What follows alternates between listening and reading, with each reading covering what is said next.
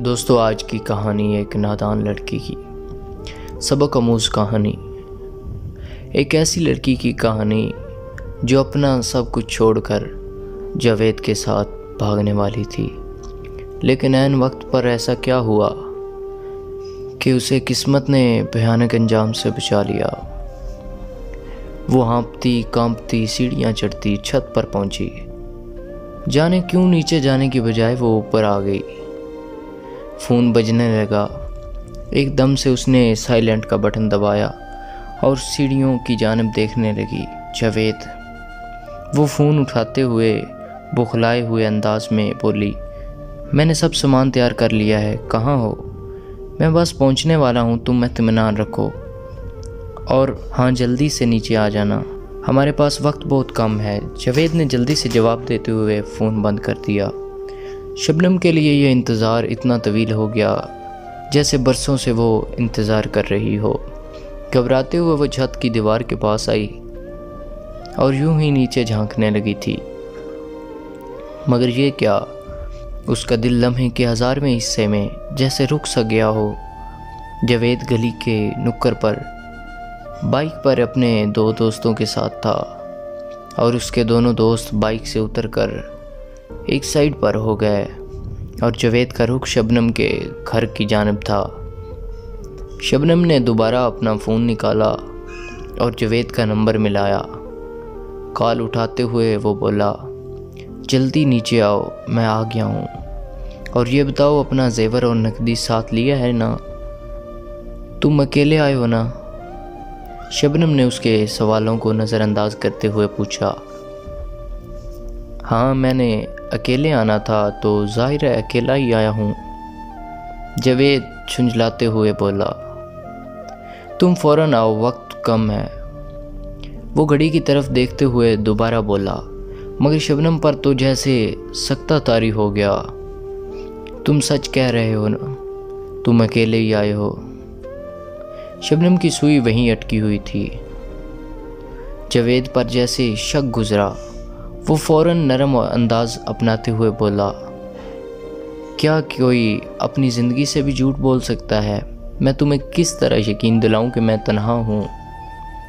तुम आओ और ख़ुद देख लो, मैं तन्हा आया हूँ। अब की बार वो कुछ ज़्यादा ही तफसील से जवाब दे गया। दोनों तरफ सुकूत छा गया। शबनम की आवाज़ ने सुकूत तोड़ा तो जैसे जावेद पर हैरतों का पहाड़ टूट पड़ा। वो कांपती आवाज़ में बोली, चले जाओ और अब दोबारा कभी मेरे घर का रुख ना करना। अगर तुम यहाँ आए तो जान लो, मुझसे बुरा कोई ना होगा। उसे अपनी आवाज़ किसी खाई से आती महसूस हुई। कौन सी दोस्त थी मेरी ऐसी जिसने मुझे तुमसे मिलने से ना रोका हो? मगर मैंने किसी की ना सुनी, यहाँ तक कि अपने माँ बाप को धोखा देने चली थी। उनकी आंखों में धूल झोंक कर मैंने तुम्हें अहम जाना और तुमने आज बता दिया। मुझसे बढ़कर कोई पागल हो ही नहीं सकती। बेदर्दी से वो गाल रगड़ती काल बंद करने लगी कि वो बोला, तुम अगर मेरी असलियत जान ही चुकी हो तो सीधी तरह जेवर और नकदी मुझे दे दो, वरना मैं तुम्हारी तस्वीर सोशल मीडिया पर डाल दूंगा। फिर तुम किसी को तो क्या, अपने घर वालों को मुंह दिखाने के काबिल न रहोगी। गुस्से से बोलता वो चुप हुआ। हर बेईमान इंसान की तरह वो अपनी असलियत पर उतर आया, मगर शबनम पर उसका असर न पड़ा। वो फट पड़ी, जाओ जो जी में आए कर लो, मैं किसी सूरत तुम्हें फूटी कौड़ी नहीं देने वाली। और एक बात याद रखना, जब कोई तौबा करे तो उसने आसमान की तरफ शहादत की उंगली उठाते हुए कहा, वो किसी की तौबा रद्द नहीं करता, और जब आजमाता है तो अपने बंदे को रुसवा नहीं करता।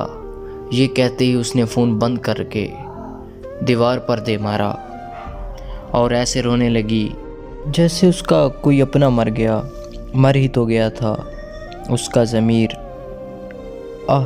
क्या होता अगर मैं छत पर ना आती और उसके दोस्तों को ना देख लेती, यकीनन मेरा भी जिक्र उन लड़कियों में होता जो अपने वालिदैन की नाफरमान होती हैं, दर दर ठोकरें खाने वाली, जिन्हें फिर कभी इज़्ज़त नहीं मिलती, जो माँ बाप की इज़्ज़त को उनकी दहलीज पर रौंद कर अपनी ख्वाहिशात के पीछे घर से निकलती हैं, पछतावे के आंसू बहाती हैं। वो अब सीढ़ियाँ उतरते नीचे आ रही थी, जैसे सदियों का बोझ उसके कांधों पर आ पड़ा हो। दोस्तों, ऐसी बहुत सी कहानियाँ हैं जो हमारे माशरे का हिस्सा हैं। इन कहानियों के बारे में अगर हमें पता चल जाए तो शायद कोई बेटी ये कदम उठाने से पहले 1000 बार सोचे। दोस्तों, मेरी पूरी कोशिश होती है कि मैं तमाम लड़के और लड़कियों के लिए इस ज़िंदगी और इस दुनिया की तल्ख़ हकीकतों और सच्ची कहानियों को पेश करूं। क्या पता मेरी कोई कहानी सुनकर किसी को कोई सबक मिल जाए और वो अपनी ज़िंदगी को बर्बाद होने से बचा ले। दोस्तों, बहुत कम वक्त है ये ज़िंदगी जीने का। खुद को पाक रखें, बाकिरदार रखें, अपने किरदार को दागदार ना होने दें।